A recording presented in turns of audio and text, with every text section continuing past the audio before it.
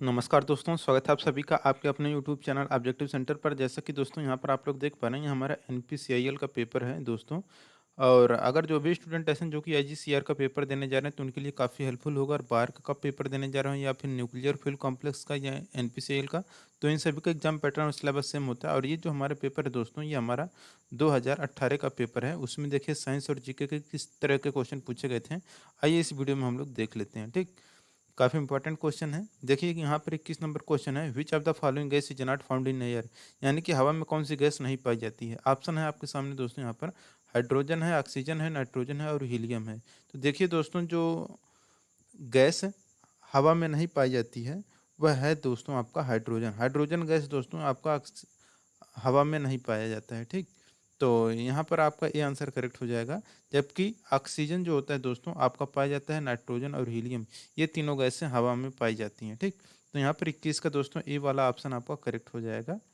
अब देखिए यहाँ पर दूसरे नंबर का जो क्वेश्चन है, कह रहा है कि PB is the chemical symbol of, जो पीबी है किसका प्रतीक है। तो देखिए पोटेशियम का प्रतीक होता है के, चांदी का होता है दोस्तों आपका एजी, लेड का होता है आपका पीबी, तो यही पीबी पूछा गया था, तो यहाँ पर आपका सी आंसर करेक्ट हो जाएगा।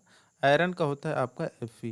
ठीक, तो यहाँ पर दोस्तों हमारा करेक्ट आंसर हो जाएगा ऑप्शन नंबर सी, कि पीबी जो प्रतीक है ये हमारा लेड का प्रतीक है। ठीक, 23 नंबर का अब यहाँ पर क्वेश्चन कह रहा है दोस्तों, यहाँ पर देख सकते हैं LPG consist of mainly, LPG मुख्य रूप से क्या होते हैं। तो देखिए एलपीजी में जो होता है दोस्तों, ये मेन रूप से जो होता है यहाँ पर वो रहता है आपका कि वह ब्यूटेन और प्रोपेन का मिश्रण होता है। तो प्रोपेन और ब्यूटेन, यहाँ पर ऑप्शन नंबर डी करेक्ट हो जाएगा, कि जो हमारा एलपीजी गैस होता है वह ब्यूटेन और प्रोपेन का मिश्रण होता है। ठीक, अब देखिए यहाँ पर 24 नंबर का क्वेश्चन कह रहा है यहाँ पर कि if G is the universal gravitational constant, capital M is the mass of the planet, R is the radius of planet, then escape velocity of the object to leave the planet surface will be। यदि जी सार्वभौमिक गुरुत्वाकर्षण स्थिरांक है, M ग्रह का द्रव्यमान है और आर ग्रह का अर्धव्यास है, तो ग्रह के सतह से कोई वस्तु की पलायन वेग क्या होगी। तो देखिए दोस्तों, इसका जो पलायन वेग आता है ये आपका आता है कि ये आता है आपका, देखिए under root 2 GM upon R आता है। ठीक, ये आता है आपका। तो यहाँ पर ऐसा आपका किस ऑप्शन में दिख रहा है, ऑप्शन नंबर ए में दिख रहा है, तो आपका ऑप्शन नंबर ए करेक्ट हो जाएगा। ठीक, अब देखिए यहाँ पर 25 नंबर का क्वेश्चन कह रहा है, कह रहे the weight of an object is, किसी वस्तु का भार क्या है। तो देखिए कह रहे हैं पृथ्वी की सतह पर हर जगह समान रहता है, ध्रुवों पर अधिकतम होता है, भूमध्य रेखा पर अधिकतम होता है, पहाड़ों की तुलना में अधिक होता है।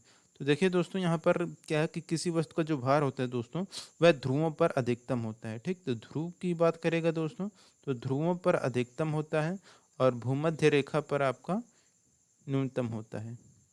ठीक, तो ऐसा आपको ऑप्शन नंबर किस में दिख रहा है, तो भूमध्य रेखा पर अधिक न्यूनतम होता है और ध्रुवों पर अधिकतम, तो ऐसा ऑप्शन नंबर किस में दिख रहा है, तो ऑप्शन नंबर बी में दिख रहा है कि ध्रुवों पर अधिकतम होता है और भूमध्य रेखा पर न्यूनतम होता है। तो 25 के यहाँ पर आपका बी आंसर करेक्ट हो जाएगा। अब देखिए यहाँ पर 26 नंबर का क्वेश्चन कह रहा है if a gas is compressed to half of its original value at 27 degree Celsius, to what temperature should it be heated to make it occupy is original value. यदि किसी गैस को 27 degree Celsius पर अपने मूल आयतन के आधे में संकुचित किया जाता है, तो इसका मूल आयतन प्राप्त करने के लिए इसे कितने तापमान पर गर्म करना होगा। तो कह रहे किसी वस्तु 27 डिग्री सेल्सियस पर अपने मूल आयतन के आधे में संकुचित किया जाता है, यानी कि यहाँ पर दोस्तों जो दिया गया है T2 का मान दिया गया है आपका 27 डिग्री सेल्सियस, इसको केल्विन में बदलेंगे तो हमारा 300 केल्विन आ जाएगा। ठीक,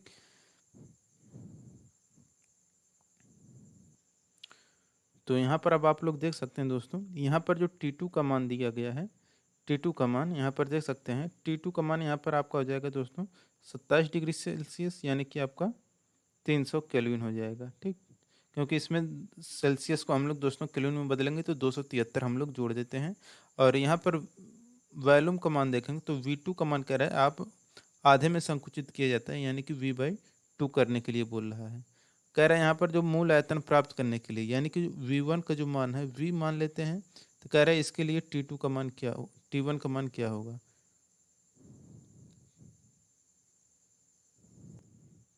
तो यहाँ पर देख सकते हैं जो T1 का मान निकल कर आएगा दोस्तों, वो कह रहा है क्या होगा, और यहाँ पर V2 का मान जो V1 का मान दिया है V। ठीक, तो यहाँ पर इस तरह से दोस्तों यहाँ पर फार्मूला लगाएंगे V1/V2 इक्वल टू T1/T2। ठीक, तो V1 का मान अगर देखेंगे दोस्तों, V1 का मान कितना है हमारा V बाई, यहाँ पर V1 का मान कितना दिया है हमारा V दिया है। ठीक, V2 का मान दिया है V/2 यानी कि 2V/V हो जाएगा ये आपका। इसके बाद T1 का मान दिया गया है दोस्तों आपका कितना, T1 का मान हमें ज्ञात करना है, T2 का मान दिया है यहाँ पर 300 केल्विन, यानी कि V से V कट जाएगा, T2 इक्वल टू कितना आ जाएगा आपका 600 केल्विन आ जाएगा। ठीक, 600 केल्विन जो आएगा इसमें से दोस्तों हम लोग 273 घटा देंगे, तो ये हमारा कितने में आ जाएगा डिग्री सेल्सियस में, यानी कि 327 डिग्री सेल्सियस आपका करेक्ट आंसर हो जाएगा। ऐसा किस में दिख रहा है, तो ऐसा ऑप्शन नंबर दिख रहा है आपका ऑप्शन नंबर ए में। ठीक, तो आपका ऑप्शन नंबर ए यहाँ पर करेक्ट आंसर हो जाएगा। ठीक, तो यहाँ पर ये हो गया आपका ऑप्शन नंबर ए करेक्ट हो जाएगा। ठीक, तो 26 के यहाँ पर ए आंसर हो जाएगा। अब देखिए अगला है 27 number question, which one of the following types of wave are used in night vision operators, यानी कि नाइट विजन उपकरण में निम्न में से कौन सी तरंगों का उपयोग किया जाता है, रेडियो तरंगे, माइक्रोवेव तरंग, इंफ्रारेड तरंगे, और इसके बाद इनमें से कोई नहीं। तो देखिए नाइट विजन उपकरण में जो तरंगे हम लोग यूज करते हैं दोस्तों, वो हमारी तरंगे जो रहती हैं वो रहती हैं हमारा इंफ्रारेड वेव। तो इंफ्रारेड वेव यहाँ पर करेक्ट आंसर हो जाएगा। ठीक, अब देखिए अगला जो क्वेश्चन है हमारा 28 नंबर का, in an atomic nucleus proton and neutrons are confined together by which force. कह रहा है एक परमाणु नाभिक में प्रोटॉन और न्यूट्रॉन के साथ किस बल द्वारा बद्ध किए जाते हैं। तो देखिए नाभिक के अंदर जो प्रोटॉन और न्यूट्रॉन आपस में बंधे रहते हैं जिस बल के द्वारा, वो बल रहता है दोस्तों हमारा कि इलेक्ट्रोमैग्नेटिक नहीं रहता है, कमजोर परमाणु बल ये भी नहीं है, गुरुत्वाकर्षण बल ये भी नहीं है।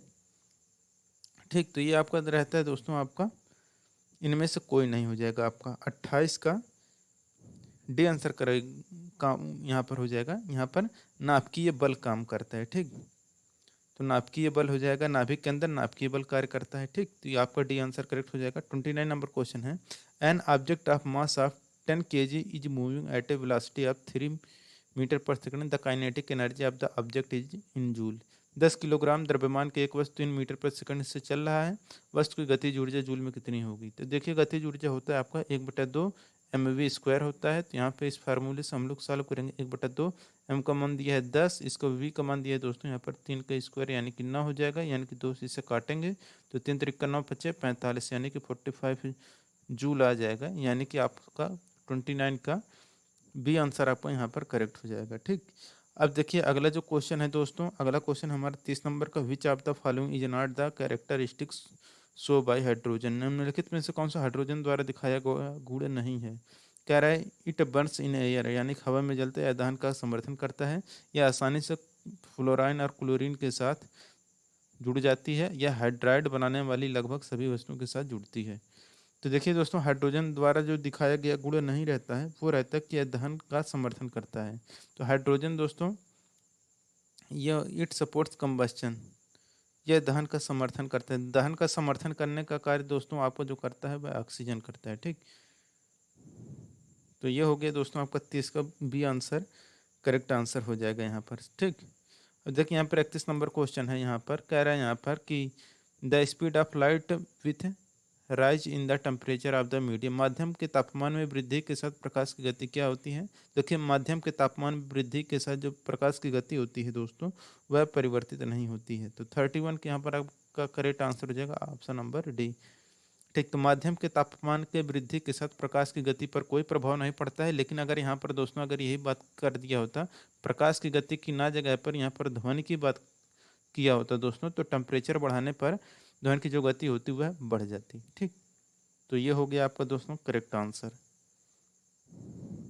आपका कि प्रकाश की जो गति होती है वह परिवर्तित नहीं होती है, लेकिन अगर ध्वनि की बात करता तो वह आपका परिवर्तित हो जाता है और वो क्या होता है ध्वनि की गति बढ़ जाती टेम्परेचर बढ़ाने से। ठीक, अभी ये देखिए अगला क्वेश्चन है जो दोस्तों हमारा 32 नंबर का, what is the chemical name of baking soda, baking soda का नाम क्या है।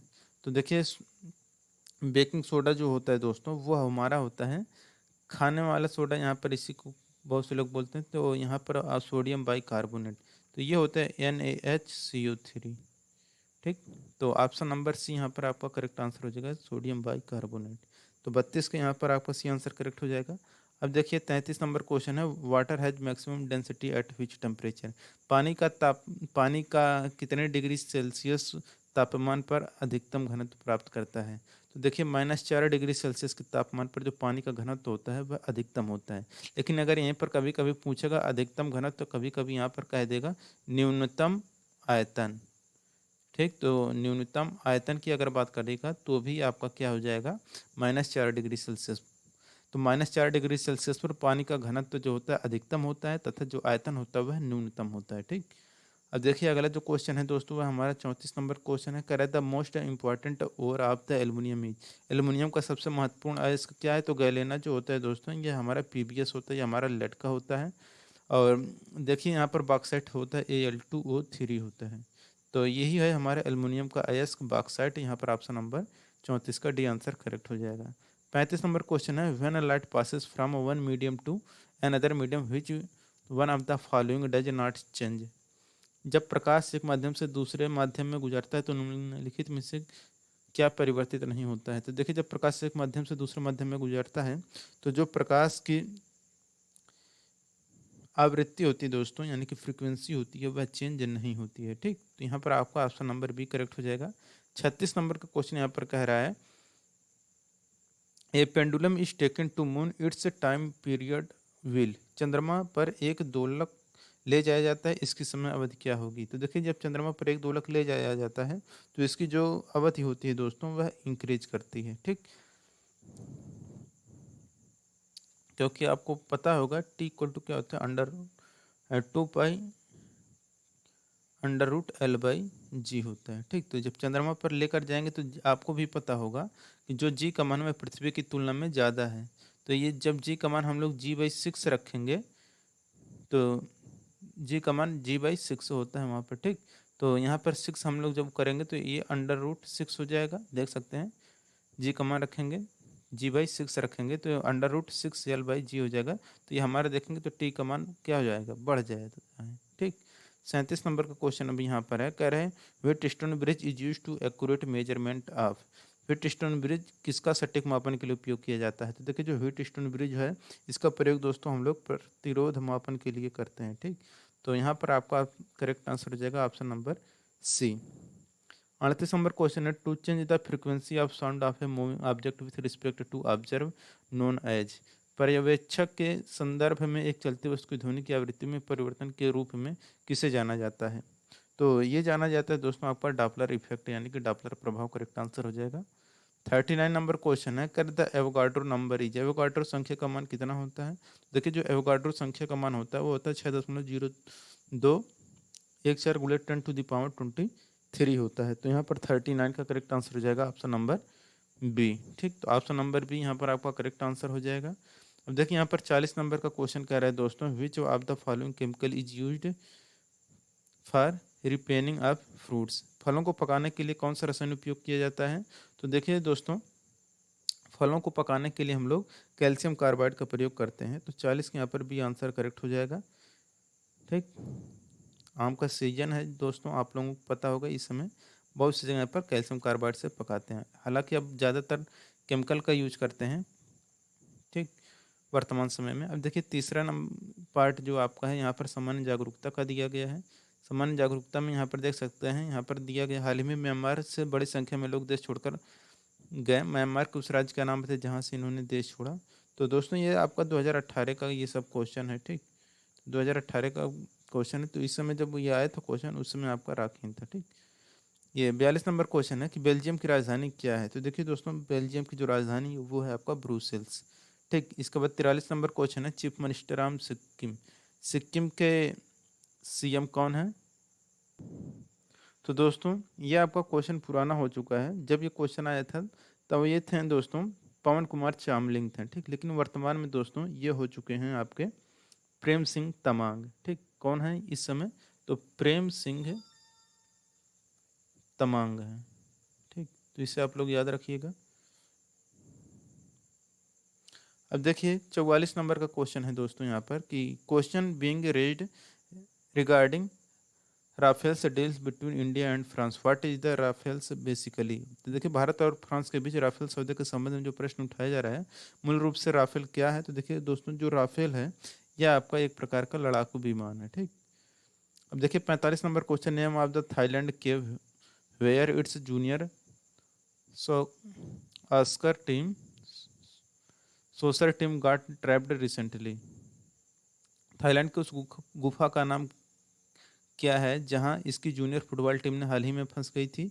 तो उसका नाम था दोस्तों आपका थम लुआंग, ठीक। 46 नंबर का क्वेश्चन है दोस्तों यहाँ पर कि which port of Sri Lanka has been handed over the Chinese company to pay its डेब्ट। श्रीलंका के किस बंदरगाह को चीनी कंपनी को अपना कर्ज चुकाने के लिए सौंप दिया गया है। तो वो है दोस्तों आपका हम्बन टोटा बंदरगाह श्रीलंका का, इन्होंने कर्ज चुकाने के लिए चीनी कंपनी को दे दिया है, ठीक। 47 नंबर का क्वेश्चन है दोस्तों कि नदी उज्जैन शहर से गुजरती है। तो कौन सी नदी उज्जैन शहर से गुजरती है। तो देखिए उज्जैन जो है किस नदी के किनारे बसा है। तो ये बता है दोस्तों आपका शिप्रा नदी। तो 47 के यहाँ पर आपका बी आंसर करेक्ट हो जाएगा। 48 नंबर क्वेश्चन है कि फीफा 2018 विश्व कप का विजेता कौन है। तो देखिए ये आपका यहाँ पर फ्रांस था 2018 का विजेता, ठीक। और 49 number question, which indigenously developed missile has longest range. किस स्वदेश विकसित मिसाइल की सबसे लंबी मारक क्षमता है।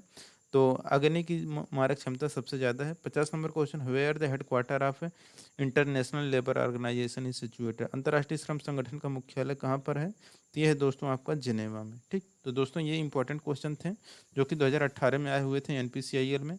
तो अगर वीडियो अच्छा लगा तो वीडियो को लाइक करें, अपने दोस्तों के साथ शेयर करें। मिलेंगे नेक्स्ट वीडियो में। Thank you.